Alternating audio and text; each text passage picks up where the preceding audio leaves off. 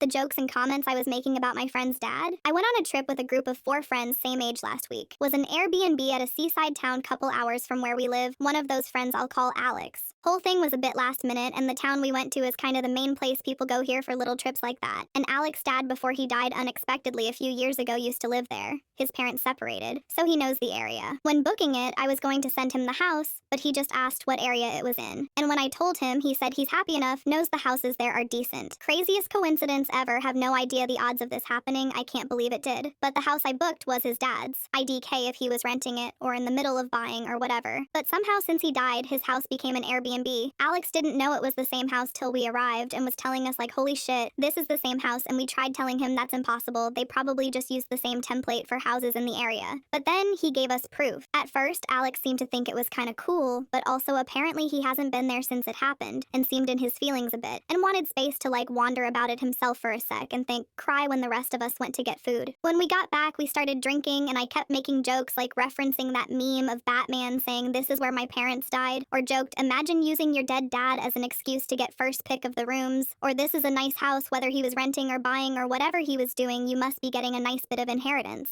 Or I went around critiquing every tiny imperfection in the house like, wow, whoever took over couldn't even do X. There was a slightly discolored square patch on the ceiling above the bed of one of the rooms I pointed out. Alex mentioned his dad stuck a Bible verse card plaque thing up there. I'm like, oh shit, was he that religious he was sticking Bible verses above your beds? Silver lining? Then you never had to have the conversation about you liking men. Alex's bi had a boyfriend for a bit. That's when he gets really angry and just explodes about everything I was saying, not just that, but every comment I made all at once. Just going on about how annoying I am and calling me different names, IDK if I can say here. To defend myself, I say he should have respectfully told me this at the first comment, not wait to explode now, and also I've made jokes about his dad before. Alex himself has made jokes, as I've pointed out. I'm respectful, so I'll stop now that I know, but I would have had no idea before now, and it's not fair to expect that from me. But he doesn't quit about how I should have known. And then the other guys there, not just Alex, tell me I'm in the wrong, but I think maybe it's just because they're being careful due to him being sensitive about everything in the moment.